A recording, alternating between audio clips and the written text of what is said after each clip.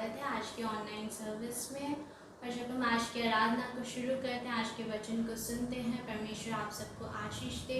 हम उम्मीद करते हैं कि आप सब अपने घरों में सुरक्षित हैं और इस समय परमेश्वर की हम आराधना करेंगे। उससे पहले हम परमेश्वर से प्रार्थना करें। हाँ जीवित परमेश्वर, हम आपके चरणों में आते हैं आज के दिन। पिता, हम सब अपने आप को आपके हाथों में सौंपते हैं। आपका धन्यवाद करते हैं परमेश्वर, आपकी करुणा के लिए, आपकी दया के लिए परमेश्वर आपका धन्यवाद करते हैं। पिता परमेश्वर, आज की आराधना सभा को परमेश्वर हम आपके हाथों में सौंपते हैं। पिता, इस ऑनलाइन सर्विस को हम आपके हाथों में सौंपते हैं। परमेश्वर, जब हम आपकी आराधना करते हैं पिता, आपके वचन से सुनते हैं परमेश्वर, आपकी महिमा होने पाए। पिताजी, जितने भी लोग इसे देखते हैं परमेश्वर, जितने लोग हमारे साथ जुड़ते हैं पिता, हर एक जन को, हर एक परिवार को पिता आप आशीष दीजिए।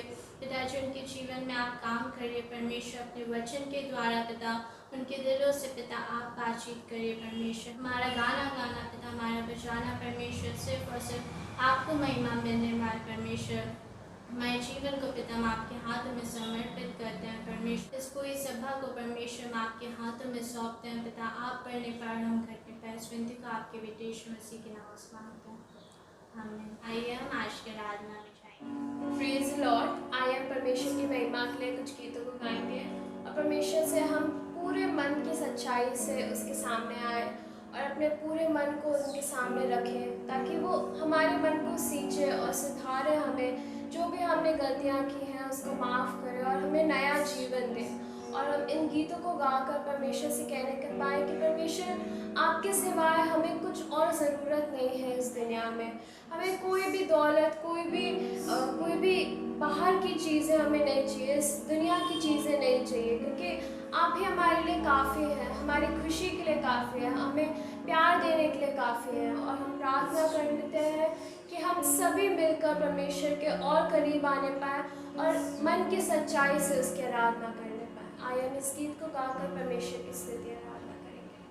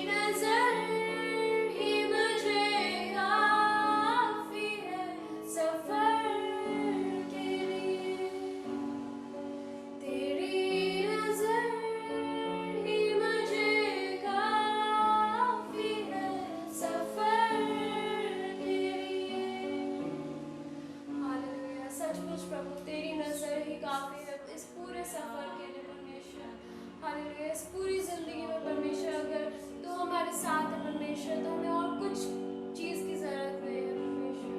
हालेलुया, तेरी करुणा, तेरी भलाई हमारे लिए काफ़ी है परमेश्वर। हालेलुया, धन्यवाद हो परमेश्वर। Hallelujah Jesus. आइए हम परमेश्वर की महिमा में बने रहेंगे और एक और गीत को गाएंगे। हालेलुया, धन्यवाद हो परमेश्वर।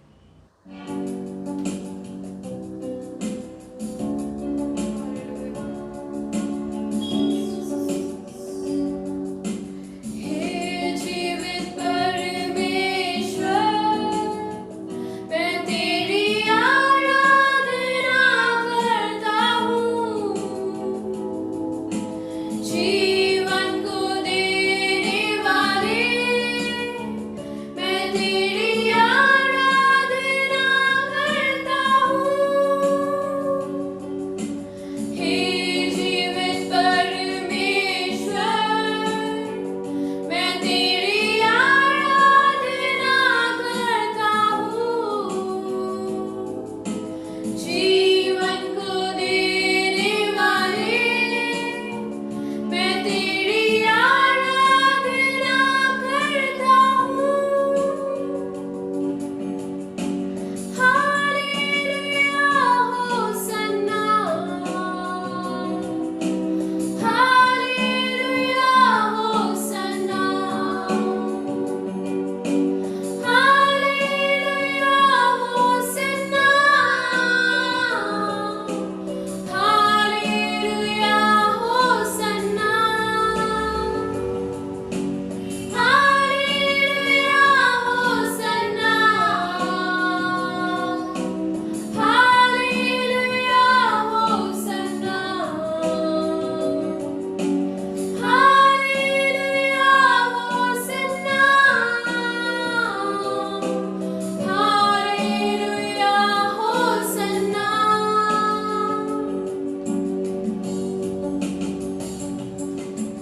मृत्यु को जीतने वाले, मैं तेरी आराधना करता हूँ। नरक पर जीतने वाले, मैं तेरी आराधना करता हूँ। मृत्यु को जीतने वाले, मैं तेरी आराधना करता हूँ। नरक पर जीतने वाले, मैं तेरी आराधना करता हूँ। हालेलुया होसन्ना, हालेलुया होसन्ना,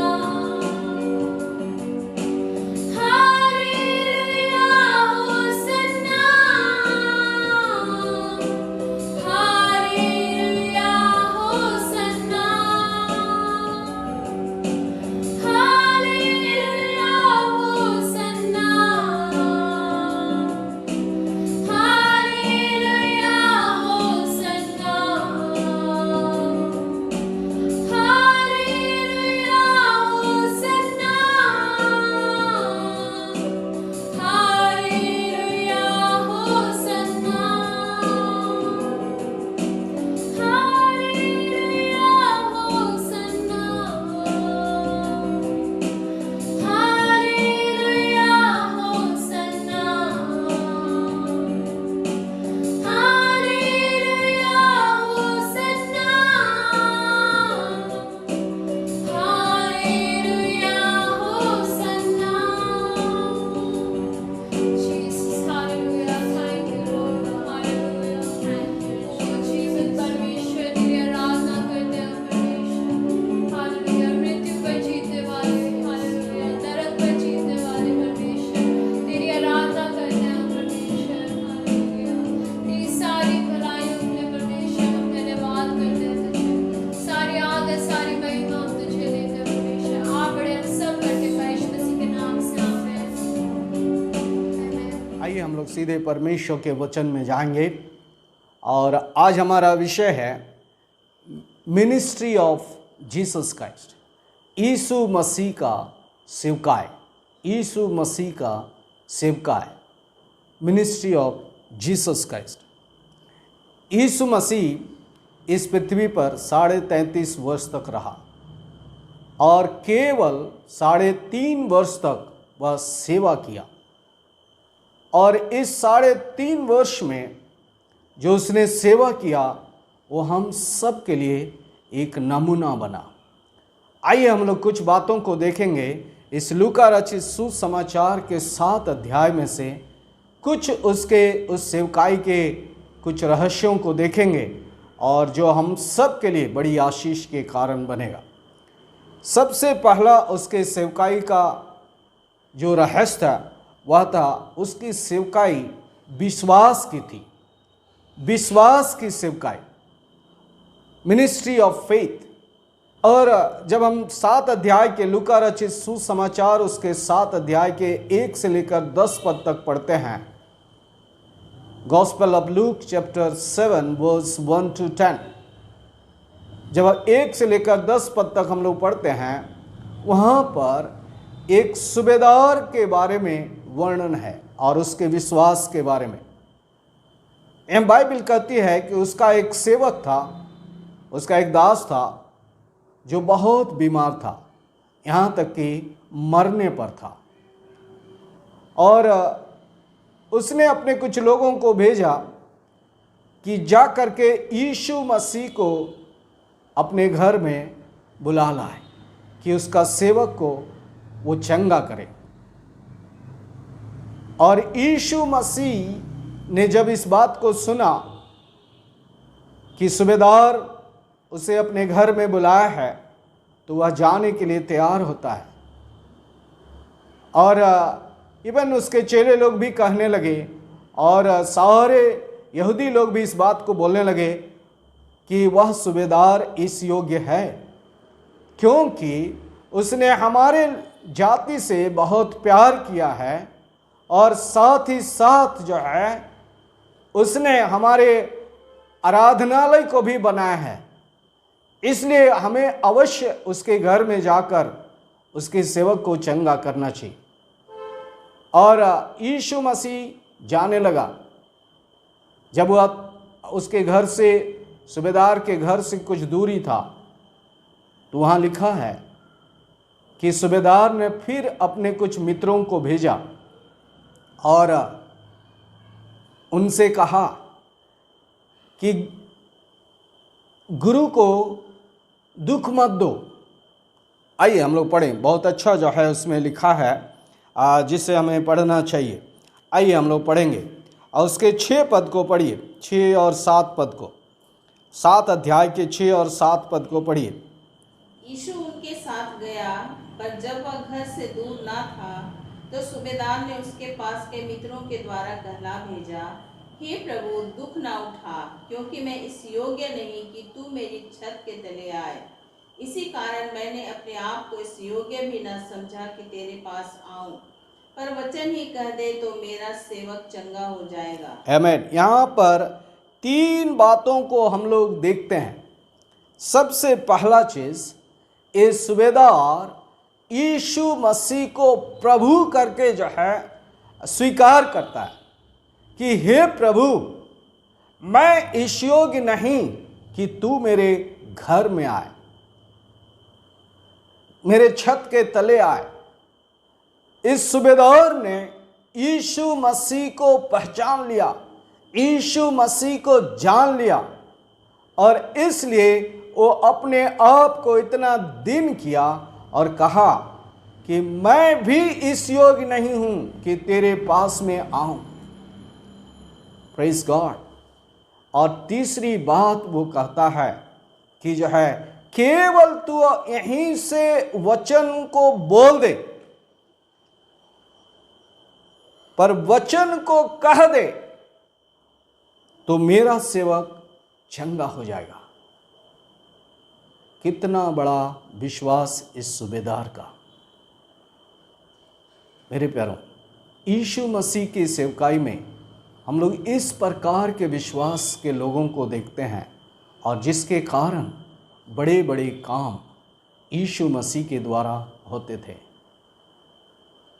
और यहाँ लिखा है, जब इस सूबेदार के बारे में सुना कि सूबेदार कहता है कि एक को मैं कहता हूँ आ तो आता है, एक को कहता हूँ जा तो जाता है, और दूसरे को कहता हूँ कि बैठ तो बैठता है, मैं भी एक पराधीन मनुष्य हूँ और इस अधिकार को रखता हूँ। जब इसको सुना, बाइबल कहती है यीशु मसीह अचंभा किया। उसके 9 पद में लिखा है, यह सुनकर यीशु को अचंभा हुआ और फिर करके जो है उन सारे इस्राएलियों की ओर देख करके कहा कि मैं तुमसे कहता हूँ कि मैंने इस्राएल में भी ऐसा विश्वास नहीं पाया। मेरे प्यारों, ऐसा विश्वास आज हमको और आपको चाहिए ताकि परमेश्वर के बड़े कार्य होने पाए।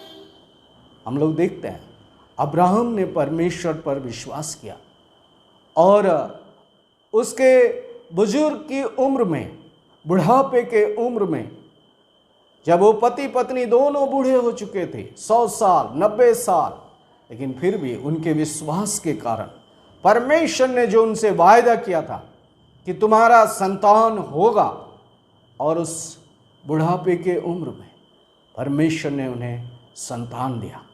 विश्वास। दूसरी बात, नया नियम में हम लोग देखते हैं जब यीशु मसीह पानी में चलकर चेलों के पास आने लगे उस आंधी और तूफान के बीच में, तो चेले लोग घबरा गए और यीशु मसीह ने बोला कि मैं हूँ। जब पतरस ने इस बात को सुना कि प्रभु है, तब उसने बोला मैं भी पानी में चलकर तेरे पास में आऊँ। उसने बोला आ, और इस आ शब्द पर पतरस ने विश्वास किया और वो पानी में चलने लगा। मेरे प्यारों, विश्वास इसी को कहते हैं, कदम को बढ़ाना। हमारे प्रतिदिन के जीवन में ऐसे विश्वास की ज़रूरत है ताकि हम और आप जो मसीह लोग हैं, हम परमेश्वर की नाम की महिमा करने पाएँ। मेरे प्यारों, यीशु मसीह के सेवकाई में हम एक विश्वास को देखते हैं। लोगों के जीवन में उसके बातों से, उसके कार्यों से लोग विश्वास करते थे और उस विश्वास के कारण बड़े बड़े काम होते थे। परमेश्वर का धन्यवाद हो। दूसरी बात हम लोग देखते हैं, जब हम लोग इस 7 अध्याय के 11 से लेकर के उसके 17 पद तक पढ़ते हैं, यहाँ पर एक विधवा के पुत्र को यीशु मसीह के द्वारा जीवन दान का वर्णन मिलता है। अर्थात यीशु मसीह के सेवकाई में जो दूसरा गुण था वो था तरस खाना। यीशु मसीह की सेवकाई में हम तरस को देखते हैं। और किसी ने कहा जो है तरस हमारे गाड़ी में पेट्रोल या गैस या ईंधन के समान होता है। अगर ईंधन ना हो गाड़ी में तो गाड़ी नहीं चल सकती। उसी प्रकार से परमेश्वर के बड़े बड़े कामों के लिए, उसकी सेवकाई के लिए हमारे और आपके जीवन में जो चाहिए वो है तरस, कंपैशन। यीशु मसीह के जीवन में कंपैशन था, एक तरस था। और यहाँ पर हम लोग एक विधवा के बारे में देखते हैं कि यीशु मसीह नाइन नगर में जाता है और उसके साथ में बहुत सारे लोग हैं, उसके चेले लोग हैं। और जैसे ही फाटक के पास पहुंचता है, वहाँ पर हम लोग एक बात को देखते हैं कि एक अर्थी निकलती है, एक डेड बॉडी निकलती है। और बाइबल कहती है कि वह उस विधवा का एकमात्र पुत्र था। और इस कारण से वो विधवा बहुत ही रो रही थी, क्योंकि उसके जीवन का आधार, उसके जीवन का सब कुछ छिन गया, इसलिए वो रो रही है। और बाइबल कहती है यीशु मसीह इस चीज़ को देखकर तरस खाता है। आइए उसको पढ़ेंगे, उसके 12 और 13 पद को हम लोग पढ़ेंगे। पढ़िए 12 और 13 पद को। जब वह नगर के फाटक के पास पहुंचा तो देखो, लोग एक मुर्दे को बाहर लिए जा रहे थे, जो अपनी माँ का इकलौता पुत्र था, और वह विधवा थी, और नगर के बहुत से लोग उसके साथ थे। उसे देखकर प्रभु को तरस आया और उससे कहा, मत रो। तब उसने पास आकर अर्थी को छुआ और उठाने वाले ठहर गए। तब उसने कहा, हे जवान, मैं तुझसे कहता हूँ, उठ।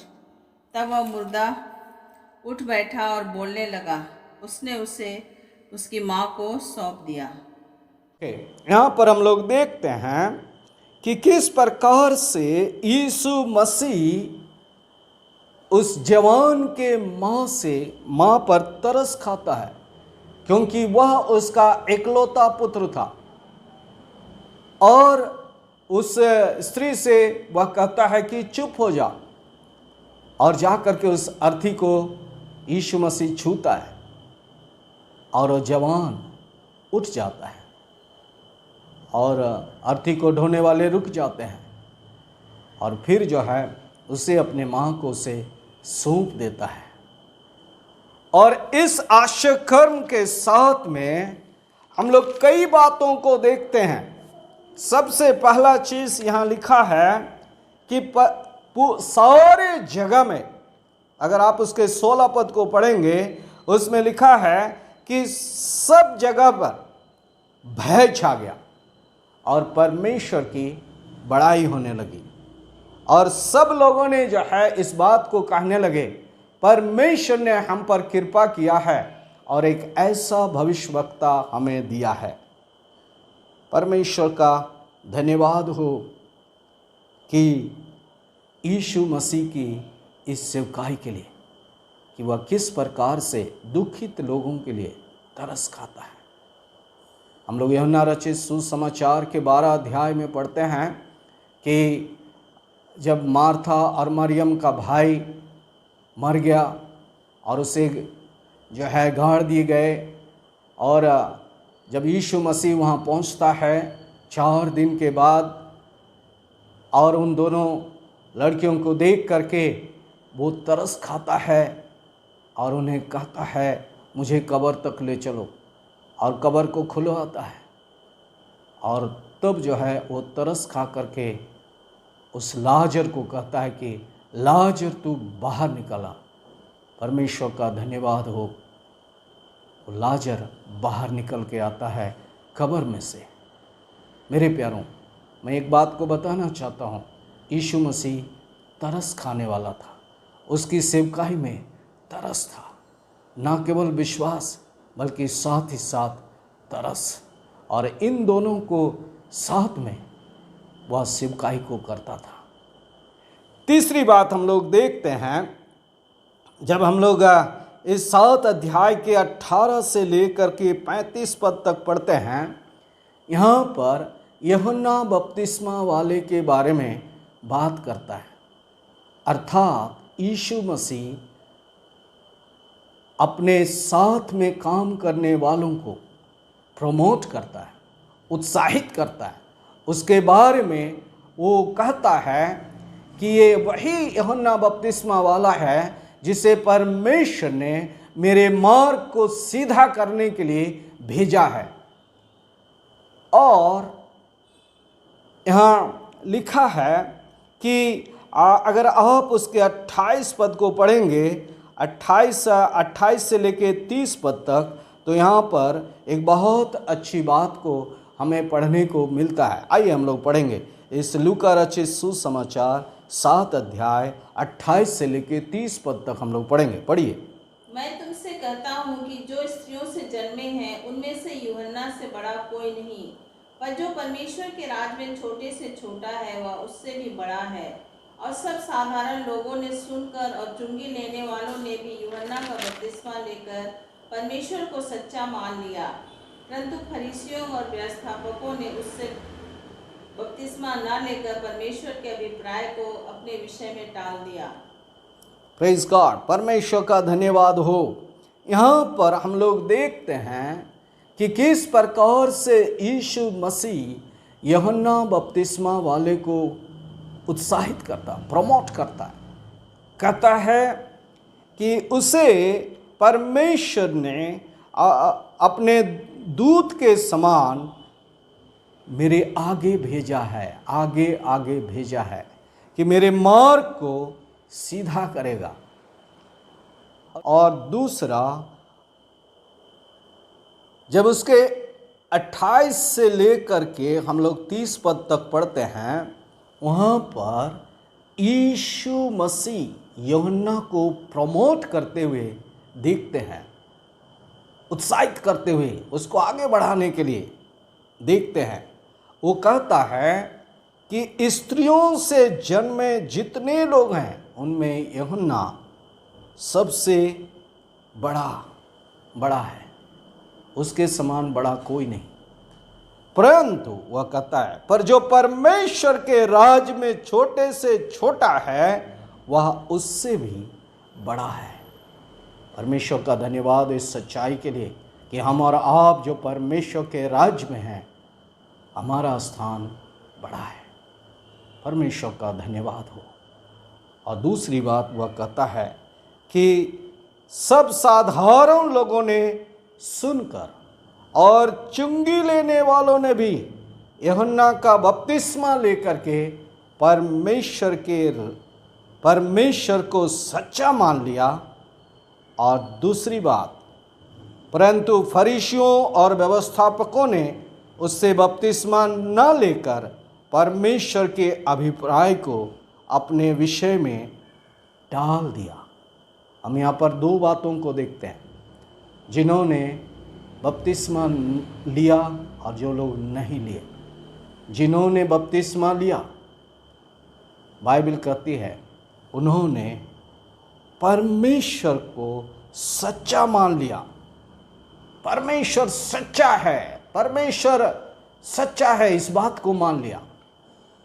लेकिन जो फरीसी और व्यवस्थापक थे, उन्होंने उसके यूहन्ना बपतिस्मा वाले के बपतिस्मा को तुच्छ जाना, नहीं लिया, अर्थात परमेश्वर के अभिप्राय को अपने विषय में डाल दिया। मेरे प्यारों, परमेश्वर का धन्यवाद हो कि जिन्होंने आज भी जो बपतिस्मा लेते हैं वो परमेश्वर के अभिप्राय को पूरा करते हैं और इस बात को प्रूव करते हैं, इस बात का गवाही देते हैं, परमेश्वर सच्चा है। परमेश्वर का धन्यवाद हो। और उनके बारे में यहाँ पर जो है कुछ उदाहरण देता है यीशु मसीह। अगर आप उसके 31 से लेकर के आगे पढ़ते हैं, वहाँ पर यीशु मसीह कुछ उदाहरण देते हैं। कहते हैं ये उन लोगों के समान है जिन्होंने उस यूहन्ना बपतिस्मा वाले को जो है बपतिस्मा वाले को ग्रहण नहीं किया या उसके बपतिस्मा को ग्रहण नहीं किया, तो उनके लिए वो उपमा देता है। कहता है कि बालकों के समान, वे उन बालकों के समान है जो बाजार में बैठे हुए एक दूसरे से पुकार कर कहते हैं, हमने तुम्हारे लिए बांसुरी बजाई और तुम नाचे नहीं, हमने तुम्हारे लिए रोया विलाप किया और तुम न रोए। और यहां पर उनके बारे में कहता है कि यूहन्ना बपतिस्मा वाला ना तो रोटी खाते आया, ना दाख मधु पीते हुए आया, परंतु फिर भी तुमने उसे दुष्ट आत्मा से ग्रसित कहा। तुमने कहा कि उसमें दुष्ट आत्मा है। और दूसरी बात उसने बोला, यीशु मसीह परमेश्वर का पुत्र खाता पीता आया और तुमने उसे पेटू और पियक्कड़ मनुष्य और चुंगी लेने वालों का मित्र अर्थात पापियों का मित्र कहा। और अंत में जो है बहुत अच्छा स्टेटमेंट करता है, ज्ञान अपनी सब संतानों द्वारा सच्चा ठहराया गया है। परमेश्वर का धन्यवाद हो। जिन्होंने यीशु मसीह को पहचान लिया का ज्ञान है, यूहन्ना बपतिस्मा वाला का ज्ञान है, उन्होंने अपने जीवन को समर्पित करके परमेश्वर के अभिप्राय को पूरा किया। मेरे प्यारों, ये समय है कि जो है हम और आप भी परमेश्वर के अभिप्राय को पूरा करें, जो परमेश्वर हमारे जीवन में चाहता है। परमेश्वर का धन्यवाद हो। हम लोगों ने देखा कि किस प्रकार से यीशु मसीह का सेवकाई में विश्वास था, किस प्रकार से यीशु मसीह सेवकाई में तरस खाते थे, और किस प्रकार से यीशु मसीह अपने लोगों का सेवकाई में जो उसके साथ में थे उनका प्रमोट करता था, उनको बढ़ाता था, उसके बारे में उसको जो है परमेश्वर की महिमा के कारण उन्हें बनाता था। परमेश्वर का धन्यवाद हो। और अंत में जो है और एक बात को देखते हैं यीशु मसीह के सेवकाई में, पापों का क्षमा। यहाँ पर हम लोग देखते हैं कि यीशु मसीह एक फरीसी के घर में जाते हैं, उसे इनवाइट करता है और भोजन के लिए उसे इनवाइट करता है, भोजन के लिए उसे आमंत्रित करता है और उसके घर में वो भोजन करने के लिए बैठता है। और उसी समय एक स्त्री आती है जो पापिन थी, बाइबल कहती है, और वो आ करके यीशु मसीह के पैरों के पास बैठ जाती है और उसे आंसुओं से भिगा कर, बाइबल कहती है, अपने सिर के बालों से पोंछती है और उसके बाद उसमें इत्र लगाती है। और इस चीज़ को देख करके सारे फरीसी, इवन जिसके वहाँ वो भोजन कर रहा, वो भी कुड़कुड़ाने लगता है।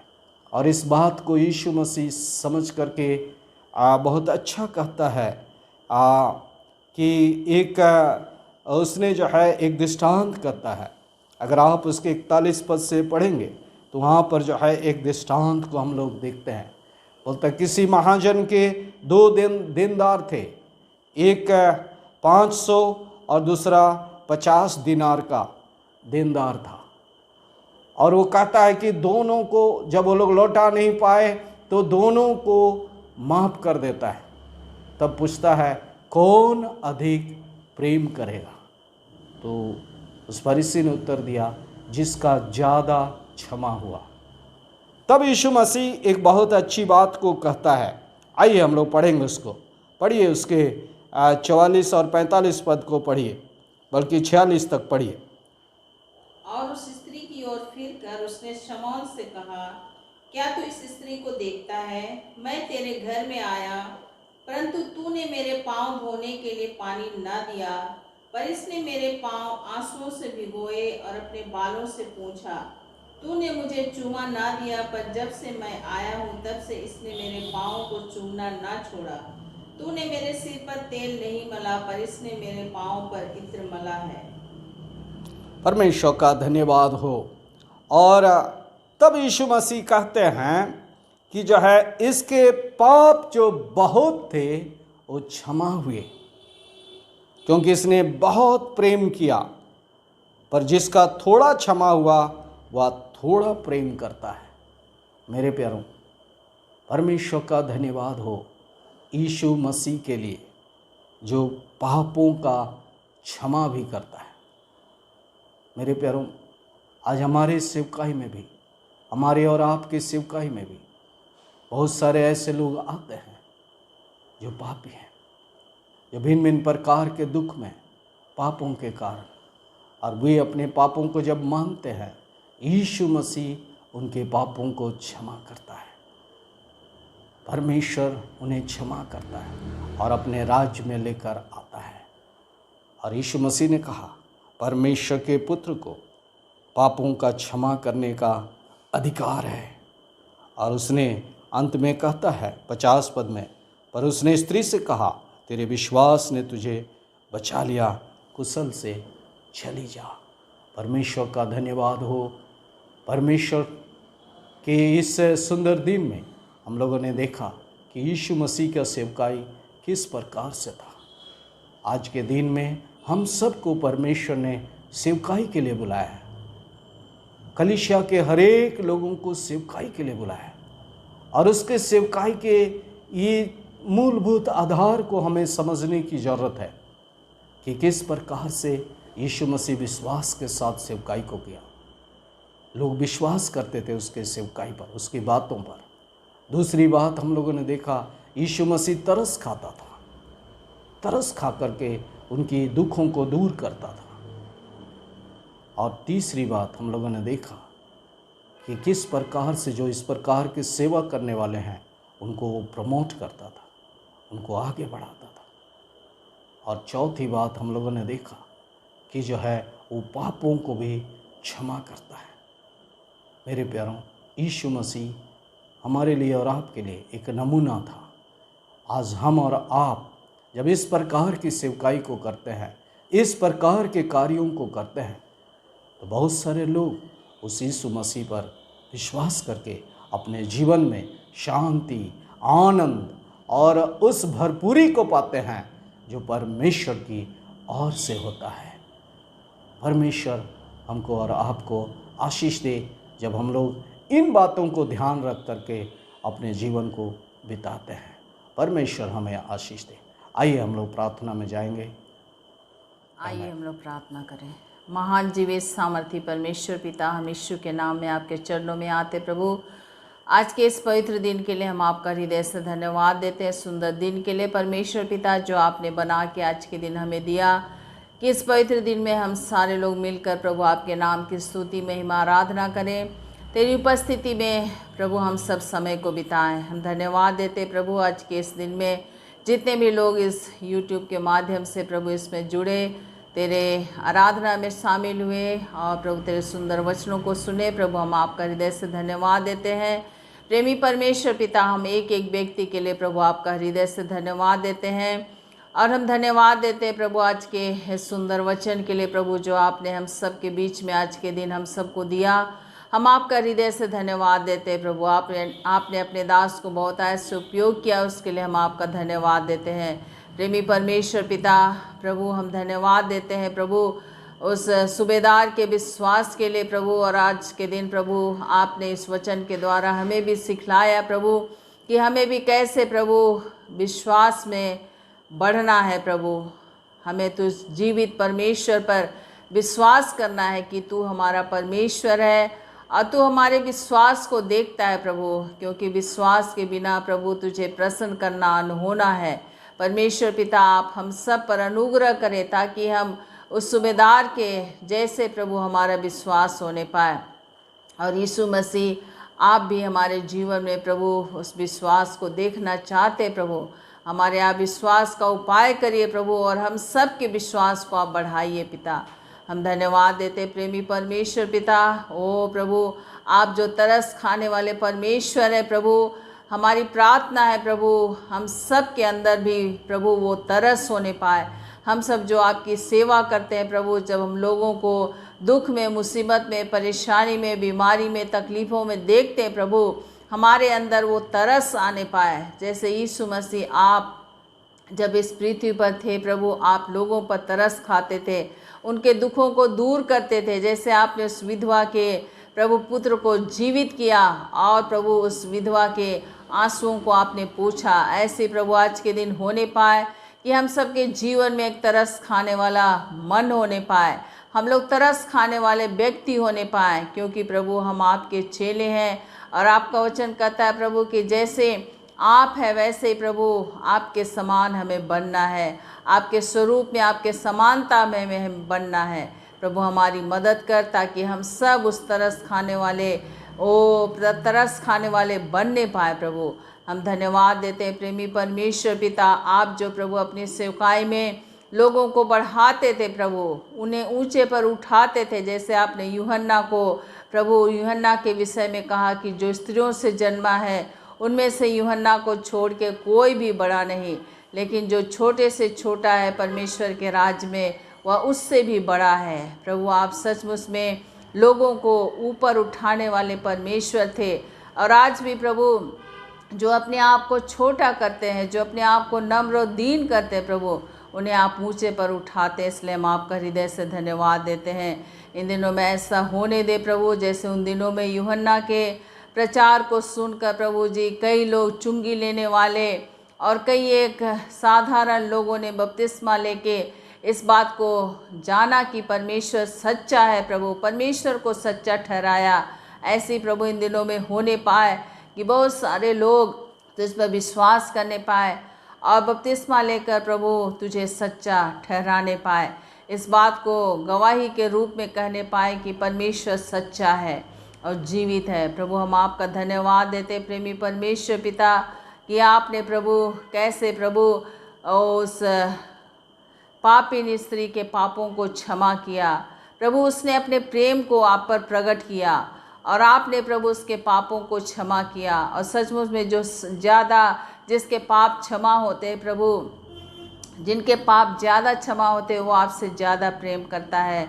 इन दिनों में ऐसा होने दे प्रभु, ओ प्रभु कि हम सब भी जब हमारी कलीसिया में लोग आते हैं, हमारे मध्य में लोग आते हैं ऐसे लोग, तो उन्हें हम आपके दृष्टिकोण से देखने पाएँ, उन्हें हम पापी कह के देखने ना पाएँ, लेकिन प्रभु आपकी संतान समझ के प्रभु हम उन्हें ग्रहण करने पाएँ। आप ऐसा होने के लिए प्रभु हम सबकी सहायता करें, मदद करें। हम धन्यवाद देते प्रेमी परमेश्वर पिता, आज के इस आराधना में शुरू से अंत तक पवित्र आत्मा आपने सहायता किया, उसके लिए हम आपका हृदय से धन्यवाद देते हैं। और इसमें हम अपने कलीसिया के लोगों को आपके हाथ में देते प्रभु, एक एक के संग हो, एक एक के साथ हो प्रभु। जो बीमार है उन्हें छू, उन्हें चंगा कर प्रभु और अपनी महिमा का कारण बना। हमारे देश पर, हमारे नगर पर, हमारे प्रदेश पर भी तू दया कर प्रभु, उस कोरोना से अपने लोगों को आज़ाद कर। हम धन्यवाद देते प्रभु जब आप ऐसा करते। प्रार्थना यीशु मसीह के नाम से मांगते हैं, आमीन।